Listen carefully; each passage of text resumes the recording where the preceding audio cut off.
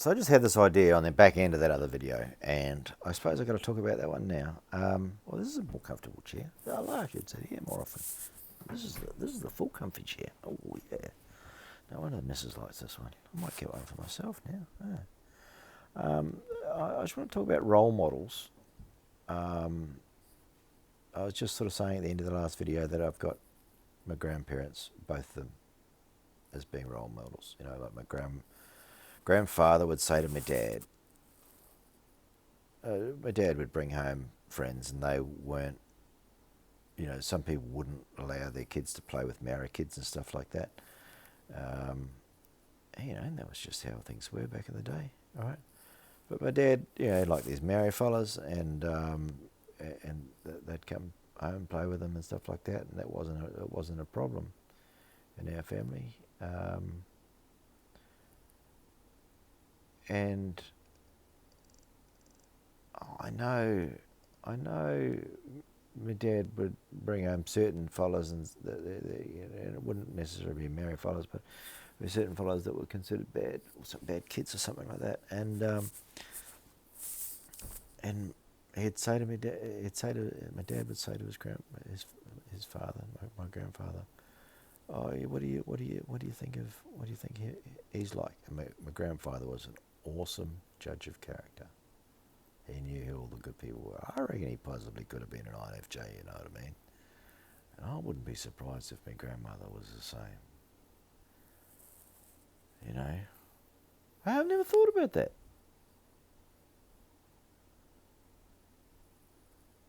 Could I be an INFJ because my grandparents were INFJs? Huh. Who your role models? Do you become... So this whole channel's about INFJs, are they born or created? And if you're role models, which my grandparents were my role models, and my dad for a while too, I suppose, to some extent.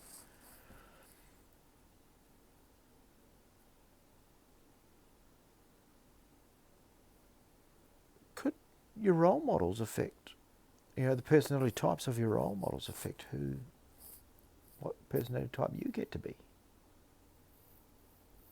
Because if I was being honest, I could say my grandfather could have been an INFJ, and my grandmother...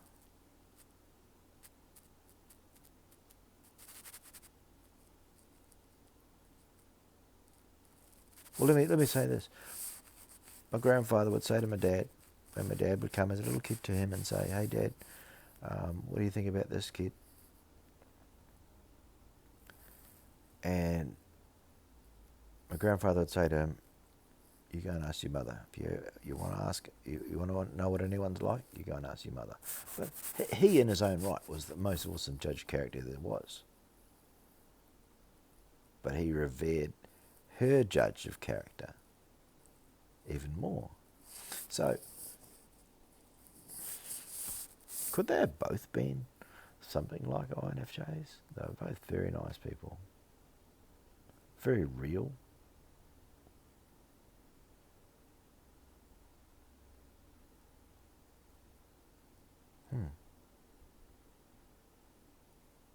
Yeah, maybe.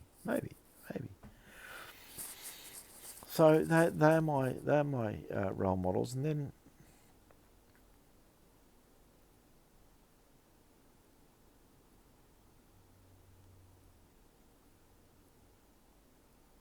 I can't say that, you know, I held my mother up as a role model, but, you know, like, you can't say not either, because, and my father, because kids from that, you know, through to 3 years old type of thing, their environment is, you know,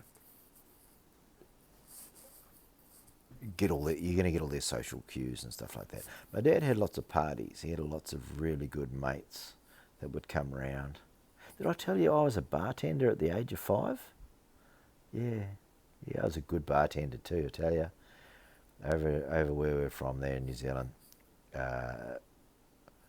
when you have a party, you don't have a keg. You don't have one of those tubs of beer. You have a full-size trailer that you have tow behind a car, like a big one though, but with a tanker on it, like a big How many litres would that have been? How many gallons? Oh man.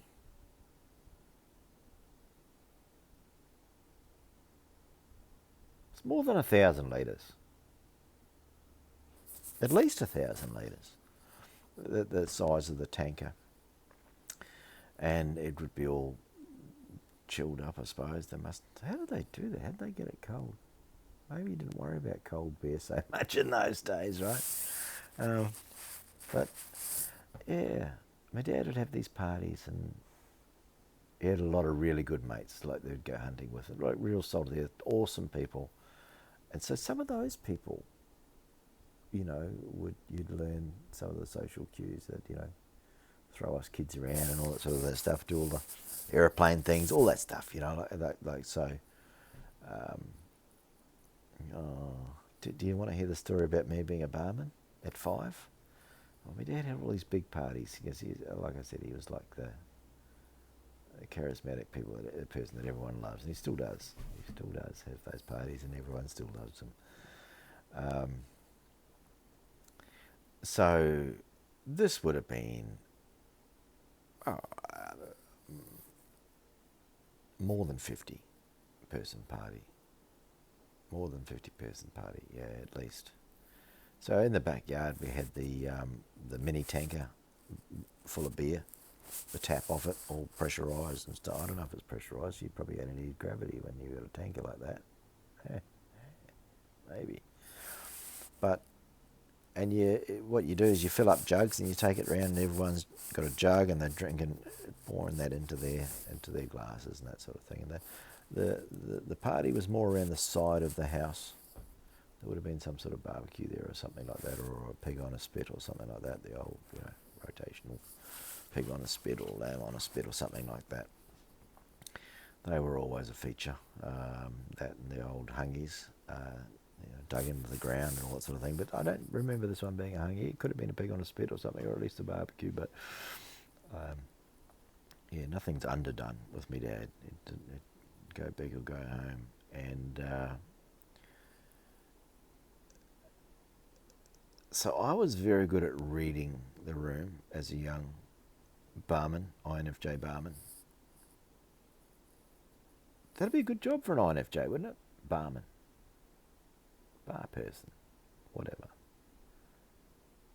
You know what's going on, you can read all the room, and But I used to be able to go, yep, okay, you and you, yeah, you're the biggest drinkers, right? Okay, so I'm going to have to keep up with you, yeah, okay, and you go and fill all the things up, you try and fit it all in, yeah, let me take your jug, yeah, okay, go and fill it up.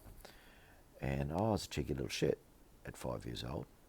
I mean, this is around the time of the Starsky and Hutch incident, where I'd snuck out of the room at night time on a Saturday night when I was supposed to be sleeping, and I'd looked in through the side window of the house to watch Starsky and Hutch. This is right where the party was going on, by the way, but this is a different time, a couple of years earlier, or a year earlier, or whatever it was. It's in the ballpark of the time frame at that house.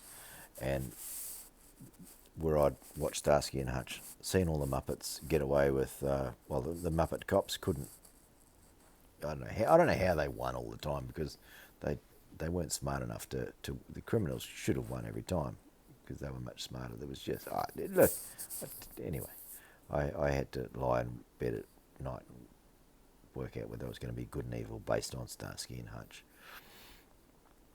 And so this is the scene of the crime a year or so later or something like that, and here I am going around and filling up everyone's beers. Very good at it. Anticipate, yep, that one there, and I would scam it so that I made sure everyone was full, and then the big drinkers were filled last, so that gave me 5 minutes off. And I could, the way that the drawbar for the mini tanker was, it was sort of facing away from the party. They'd driven into the backyard, parked it up, and that was it. And they'd have to turn it around later on when it was empty and drive it out. But it was facing away from the party. So I could lie down under the tap and guzzle a bit of beer, and then I would lie there and I would think, oh yeah, so and so, yeah, I better go now. They'll be getting down, and I would go and do them first. Then I'd go and do all the rounds, all the other ones, and then I'd go and do the big drinkers again last, give them a top up, and I could get back to drinking. Drinking culture, it sets in early.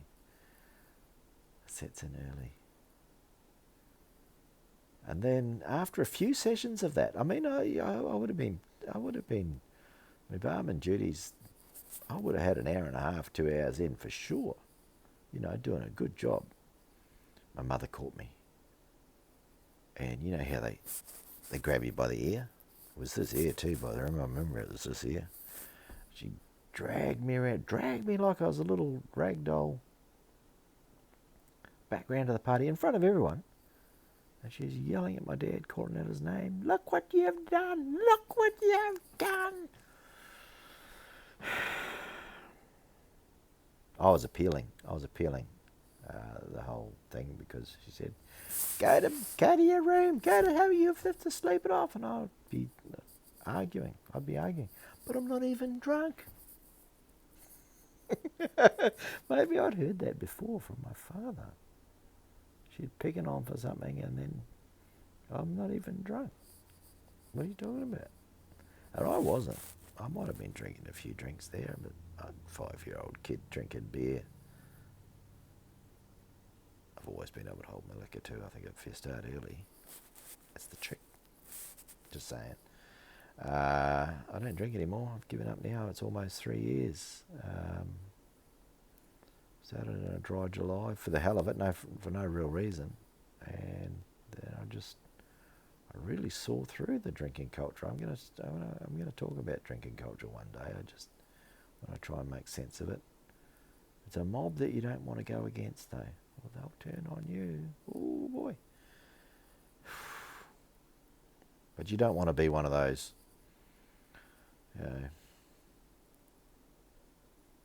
people that have just found Jesus and they go preaching it to everyone, or the newly minted ex-smoker that wants to go bitching about, whatever, So we've gotten off the track a little bit, but in that party there would have been a whole bunch of role models, like some of those big drinker ones. They're still coming to my dad's parties years later, to do the same roles, do the same deals. They were, for me and my oldest, with the brother next one down from me, that got to at least see some of that. Some of those role models would have been something, I think. There was one later in life who was also a mate of my dad's. Who would have been a mate at the time, maybe. He might not have been in that town at that time, but he turned out to be a very good mate of my dad's, and went into a business partnership with him and stuff like that, with the deer and deer recovery and all that. And he became a role model of mine.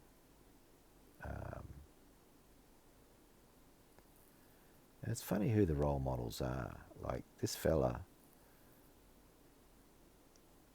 had a mother that was a total drunk, Irish drunk from Melbourne, underworld, just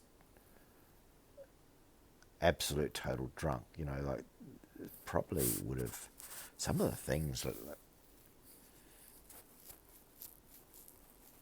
that us kids had done, but going down and getting the alcohol and the smokes and that for the mother, but like times 10 for him. And funnily enough, the day that we got kidnapped, it was his butcher shop that that went past, and he came out and said, "Your mother's looking for you." He would have been pissed off that to find out later on that, hang on, he just helped my mother kidnap his best mate's kids. That would have hurt him. That would have hurt him. So he was a role model. Actually, he would have been around at the time, because they went hunting, and one of my best memories of that time was him and my dad and his son, who's the same age as me.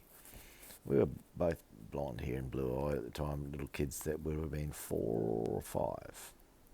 We got taken hunting, pig hunting, and what I remember of that day, the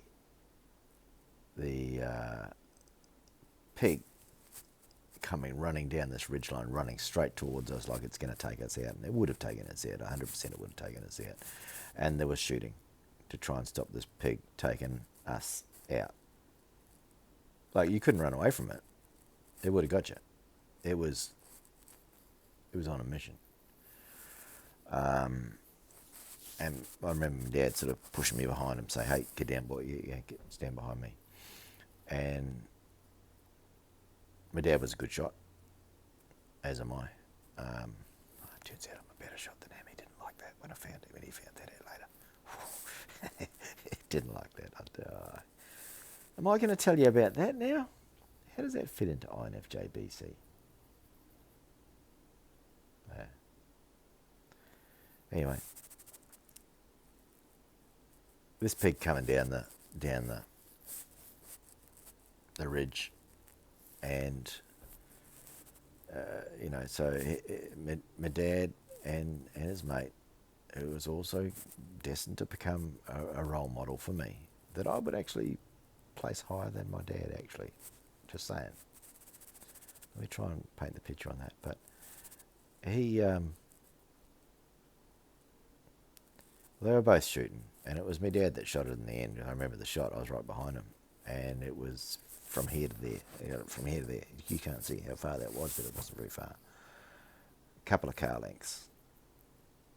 Yeah, a couple of car lengths. It would have been maybe 3 car lengths when he hit it, and about 2 car lengths when it sort of ground to a halt. And disgusting alert if you're worried about blood and guts and stuff like that. With hunting, you do stuff. You do cut open the animals and you get all the guts out and stuff like that, and you take the meat away to be able to eat it and that sort of thing. That's just what you do. It's not so that you're not wasting things. It's the right thing to do. So if you don't know where your meat comes from, a lot of people don't know where your meat comes from now.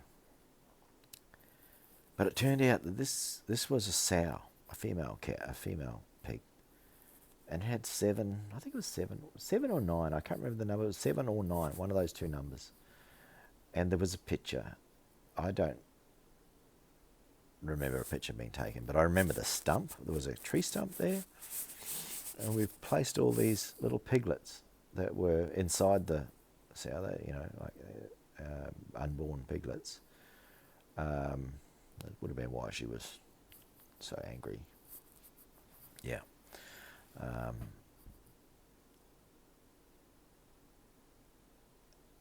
And it was, it was funny. These piglets were placed on the stump, and both me and this other young fella, same age as me, both the oldest sons of 2 hunting mates, got a photo taken, black and white photo.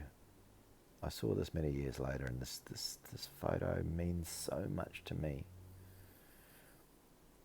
because it's about the spark in your eye, and on a black and white photo, to be able to see a spark in 2 kids' eyes, we felt like we were alive. We thought we might have been dead a few minutes earlier, and the thrill of existence shone through this black and white photo.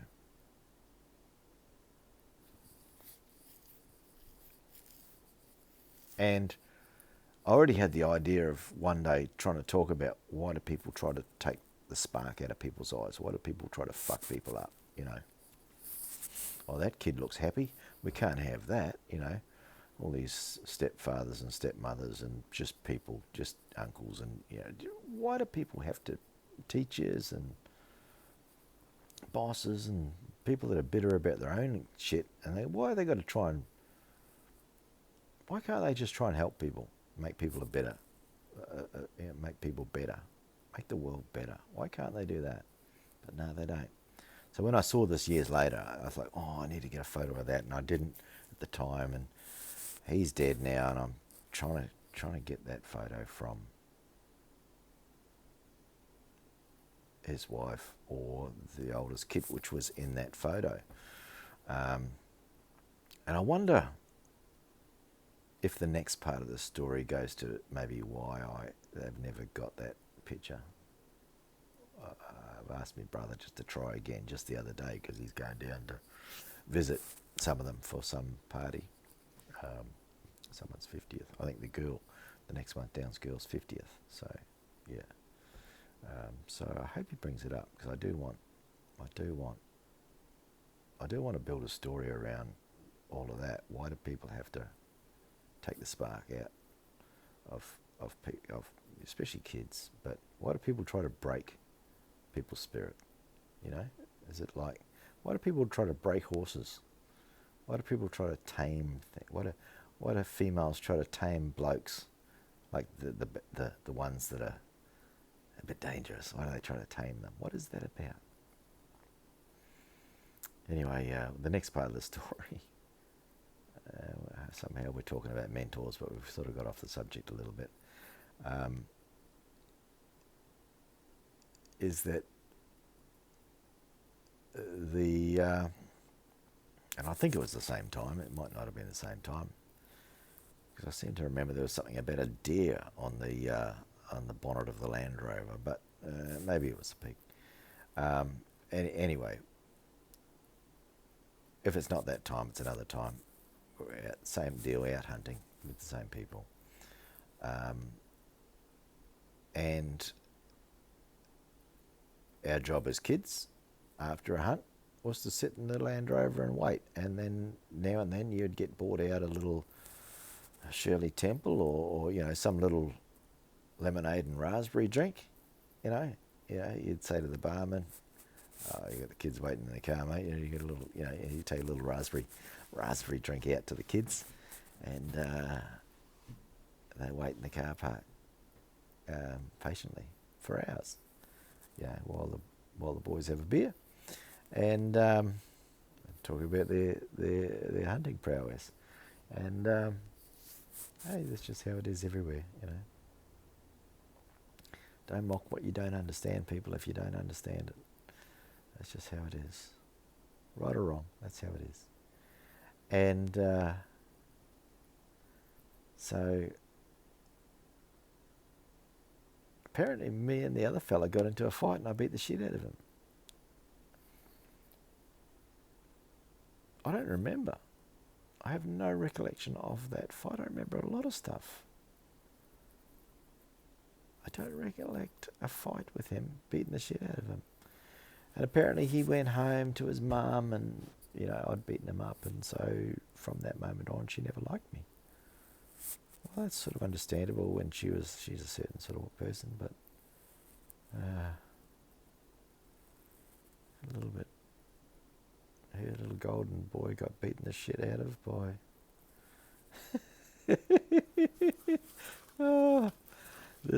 by the son of this bloke that she didn't like because he takes all her man's attention because he likes to go hunting with him instead of hanging out with her, getting henpecked. Well,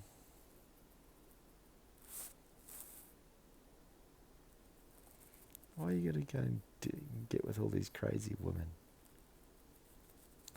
Anyway, so she hated me and my dad for many years. They still talk, because they were very good friends. They were very good friends. They did a lot over the years together, business and different things. They were very good friends. And this bloke, he became my mentor too. I went and stayed with him when I left the missus that I broke up with. I'd been with her for 7 or 8 years or whatever, 8, 9, whatever it is, and decided, okay, well, you don't love me, I've got to leave. Packed up everything amicably and left, went to a different country, and I went and stayed with him for a couple of weeks. Until his missus drove me out. She didn't like me. I still didn't know that I'd beaten up her son at that stage. I still didn't know. And when I stayed with them, I got to see I got to stay up drinking with him sometimes, drinking a bit of port, talking philosophy. We'd have all these great conversations, way more meaningful than anything that she was probably capable of. And then she'd make sure he got into trouble for staying up drinking with me. And he'd leave. He'd left a couple of times. He actually left. The car would leave after them having an argument. And he left. I was staying with him, and it felt like, oh shit, I better go. She doesn't want me to be here. She's starting arguments over this. Maybe she started arguments over anything, but I didn't know. That was when I saw that photo on the counter, on their little special place in their off their lounge room, special place where all the special photos are on this sideboard thing. And I wanted a copy of that photo so much. I still do. And